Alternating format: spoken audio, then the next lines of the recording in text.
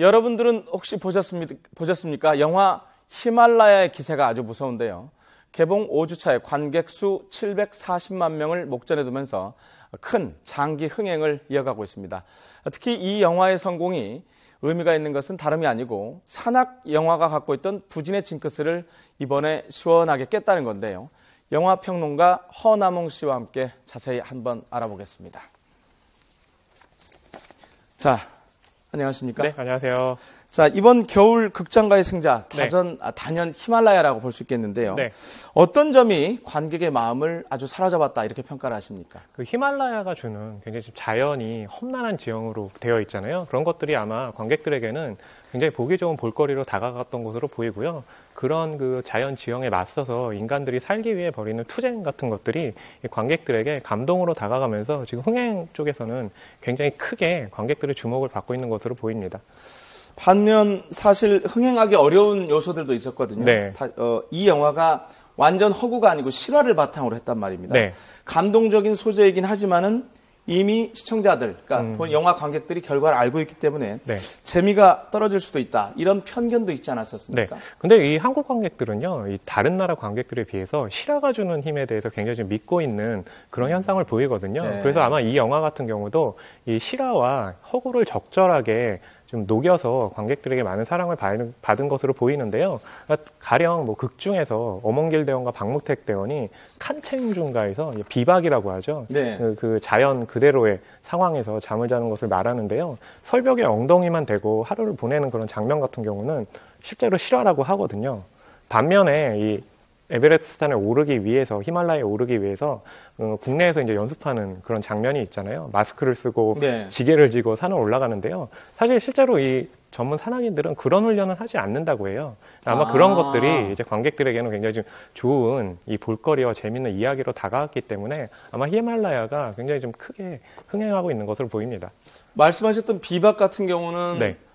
실제로는 그 산악인들은 많이 하지만 네. 저희 일반인들이 쉽게 따라해서는 안 되는 거겠죠. 그리고 사실은 저희가 상상하기 힘든 데다가 그게 네. 혹한의 추위잖아요. 막 네. 눈보라도 불고 그런 상황에서 야외에서 잠을 자는 것이 가능할까라고 의아했는데 실제로 잠을 잤다라는 사실에 굉장히 놀라는 거죠. 네. 네.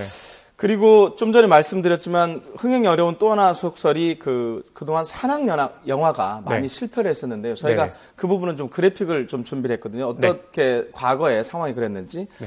2002년에 개봉을 했던 익스트림 OPS는 서울에서만 관객 26만 명을 동원을 했었습니다. 산악 액션 스릴러를 표방을 했던 하이레인 같은 경우에는 관객 수가 11만 명으로 흥행에 좀 표현하기는 좀 그렇게 대참패를 했고요. 네.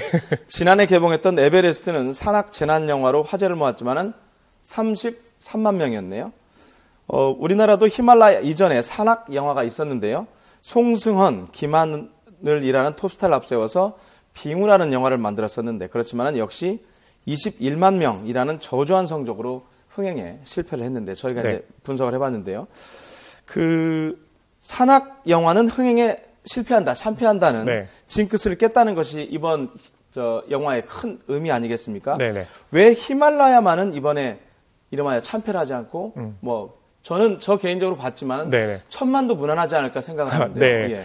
뭐라고 아마 보십니까? 이 할리우드 영화 같은 경우 산악 영화가 좀 있었는데 이게 한국인들에게는 우리의 이야기가 아니잖아요. 그렇기 네. 때문에 좀 한국 관객들이 관심을 안 보인 것으로 보이고요. 또 히말라야 같은 경우가 지금 이렇게 크게 흥행한 가장 중요한 목적은 이 영화를 만든 제작사가 국제시장 해운대 같은 이전에 네. 천만 영화를 만들었던 제작사이거든요. 그러다 보니까 한국 관객들이 좋아하는 것이 아마 감동 포인트에 있다는 것을 굉장히 잘 생각하고 있었던 거거든요. 그래서 그런 식의 이야기를 만든 것이 주요하면서 아마 히말라야가 이전의 산악 영화들은 흥행에서는 재미를 못 봤지만 히말라야 같은 경우는 크게 흥행하게 된 중요한 부분이라고 생각을 합니다.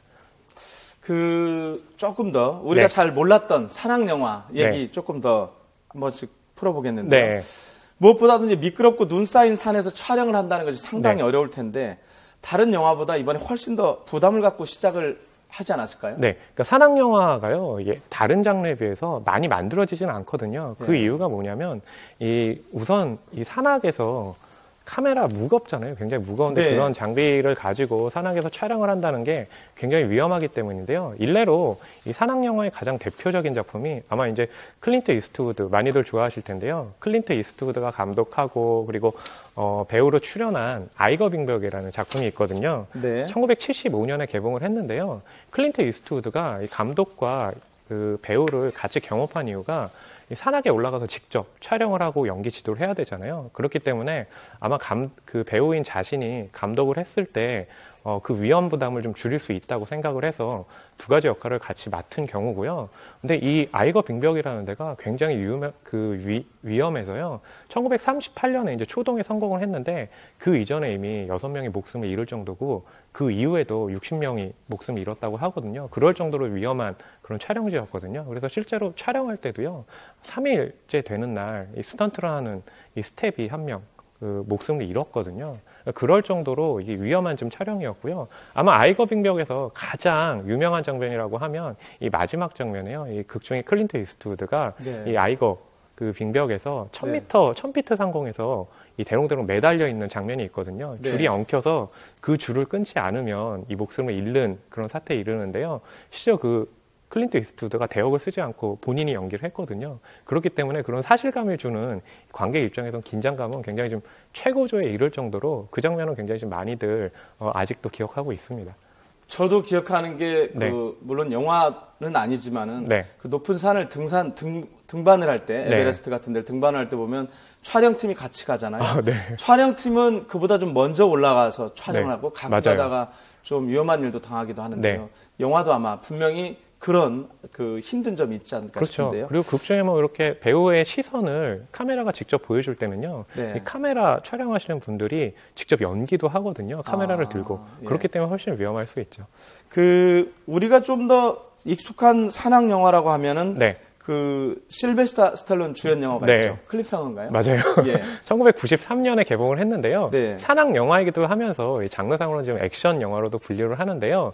지금이야 100만 관객이라고 그러면 많이 안 든 것 같은데 라고 얘기를 하지만 93년 당시에는요. 이 클리프행어가요. 산악 영화이자 액션 영화로 국내에서 최초로 100만 관객을 돌파를 했거든요. 굉장히 재미있는 사실이요. 클리프행어의 그 주연을 맡은 배우가 바로 말씀하신 것처럼 실베스타 스텔론이잖아요. 네. 워낙에 몸이 좋아서 이 배우가 산악에서 연기하는 것이 굉장히 좀 이 배우 입장에서는 그렇게 크게 위험 부담이 없지 않을까 생각을 하는데 네. 실제로 고소공포증이 있었다고 해요. 네. 그래서 그렇게 몸이 좋은 사람들. 네. 네. 그래서 이 촬영에 들어가가지고 실제로 이제 산을 타면서 로프를 타는 장면이 있는데요. 겁을 먹어서 촬영을 못하니까 이 영화의 감독이 먼저 시범을 보이면서 나도 하는데 당신이라고 못하겠느냐라고 하면서 실베스타 스텔론이 그때부터 이제 좀 자신감을 갖고 촬영에 임했다고 하고요. 근데 그럼에도 불구하고 실베스타 스텔론이 이 촬영을 하면서 너무 무서워가지고요. 흥행에 성공을 했잖아요. 흥행에 성공한 영화들은 대개 속편을 만드는데 이 클리프 행어에서 클리프라는 게 절벽이잖아요. 그렇죠. 예. 속편을 만들 때는 비치 행어, 그러니까 해변에서 좀 찍는 영화를 했으면 좋겠다라고 얘기를 해가지고요. 그러니까 산악 영화를 찍는다는 게 굉장히 좀 위험하다는 것을 이 실베스타 스텔론의 경우처럼 잘 보여주고 있는 거죠. 재밌는 뒷얘기인데. 네. 뭐니 해도 산악 영화의 고전이다 그러면 K2라는 영화를 빼볼 수 없지 않습니까? K2를 많이 얘기하는 게요. 일단 산악 영화 이전에 이 토니상이라는 이 희곡 부분에서 상을 수상할 만큼 이야기가 굉장히 좋거든요. 그러니까 변호사와 교수가 등장을 하는데 이 변호사 같은 경우는 가정에 충실하기보다는 모험을 즐기는 사람이고요. 이 교수 같은 경우는 가정에 충실한데요. 이 에베레스트에 올라가면서 눈사태가 나면서요. 이 두 사람이 이제 생각을 좀 바꾸는 어떤 그런 과정을 굉장히 좀 잘 그리고 있거든요. 근데 워낙에 이야기가 좋아서 많은 제작사들에서 영화를 좀 만들고 싶어 했는데 산악 영화는 굉장히 위험하잖아요. 그래서 이 감독들이 많이 고사를 했다고 해요. 이 감독을 맡은 사람이 이제 프랭크 로담인데요. 그래서 위험하기 때문에 플라스틱 바위 같은 경우를 이 세트를 만들어서 찍자고 제작사에서 건의를 했는데 그렇게 하면은 사실감이 살지 않는다고 해가지고요. 이 감독은 실제로 이제 현장에 가서 촬영을 했거든요. 그러다 보니까 이 영화에 나왔던 배우들은요, 이 4개월 동안 이 산악 훈련을 굉장히 많이 받았다고 해요. 그래서 K2 같은 경우는 4개월 동안이나요? 그렇죠. 예. 이 K2 같은 경우는 그래서 산악 영화에서도 굉장히 좀 사실감이 살아있는 작품으로 평가를 받고 있습니다. 그 이번에 히말라야처럼 네.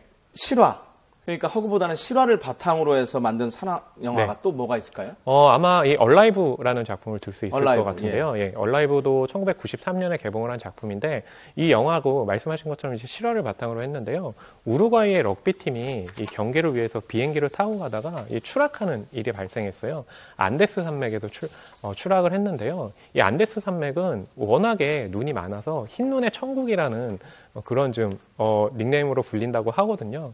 거기서 이 우루과이 럭비팀이 이 생존을 위해서 살아가야 하는데 이 추락한 상황에서 구조하러 오는 사람들이 없거든요. 그러다 보니까 이 사람들이 살기 위해서 이 동료가 죽으면 그 인육을 먹으면서 삶을 살아가고 결국에는 그 안데스 산맥을 계속 걸어서 결국에는 이제 목숨을 구하는 그런 이야기를 보여주고 있는데요. 그게 72일 동안 벌어진 일이라고 하거든요. 그러니까 그런 상황을 보여주면서 이 산악 영화의 어떤 주제들이 결국에는 이 위험한 산악이나 자연 지형 속에서 어떻게든 이 삶의 의지를 불태우는 그런 이 주제를 보여주는데요. 이 얼라이브가 가장 극명하게 보여준 작품이고요. 근데 재밌는 건 굉장히 좀 위험한 지역인 거잖아요. 근데 실제 촬영은요, 캐나다의 스키장 있죠. 거기서 이루어졌다고 하거든요. 예. 그러니까 실화를 바탕으로 했지만 이 영화 속의 어떤 촬영 같은 경우들은 우리가 생각하기에는 전혀 상상할 수 없는 장소에서 촬영을 한 거죠. 그러니까 실제 장소일 수도 있고 다른 네. 장소일 수도 있고. 네. 그러니까 캐나다의 스키장이니까요. 실제 그 안데스 산맥은 아니지만 그런 것들을 잘 살리기 위해서 노력을 했다는 거죠. 네. 오늘 그 말씀을 듣다 보니까 되게 네. 산악 영화가 많네요. 생각한 것보다 좀 많긴 한데요. 제가 이제 대표작들을 말했기 때문에 그런데요. 이들 작품에 사실 그렇게 많지는 않은데 그만큼 산악 영화가 만들어지기 좀 힘들고 그만큼 또 만들어지면 많은 이들이 좀 관심을 가질 수 있다는 거를 또 보여주기도 합니다. 굳이 산악 영화가 아니더라도 일반 영화 속의 산악 장면이 저희한테 각인이 되어 있는 것들이 많거든요. 네, 그렇죠. 그런 게 어떤 것들이 좀 있을까요? 그중에 아마 대표적으로 뽑히면요. 이 007 여왕폐하 대작전이라고 볼 수 있겠는데요. 굉장히 좀 재밌는 일화가 있어요. 그러니까 스위스의 쉴터 호른을 배경으로 해서 이 스키를 타면서 추격전을 벌이는 장면이 유명한데 원래 이 스위스에서요. 이 관광객들을 유치하기 위해서 쉴터 호른 그 전망대 위에 회전 레스토랑을 만들려고 했거든요. 근데 예산이 부족해가지고 그 중단이 됐는데 이 007 여왕폐하 대작전 이 촬영팀에서 이곳이 영화를 촬영하기엔 정말 최적의 장소다라고 얘기를 하면서 부족한 예산을 이 자신들이 부담을 할 테니 촬영할 수 있는 3개월 동안 촬영할 수 있는 좀 독점권을 달라고 얘기를 했고요. 거기서 촬영한 후에 이 쉴터호른의 회전 전망대가 레스토랑이 굉장히 유명해지면서요. 지금도 스위스에서 많은 관광객들이 이 쉴터호른을 찾고 있다고 합니다. 네. 자, 오늘 여기까지 듣겠습니다. 네. 오늘 그 히말라야 산악 영화 얘기 아주 재밌게 들었습니다. 고맙습니다. 네, 고맙습니다.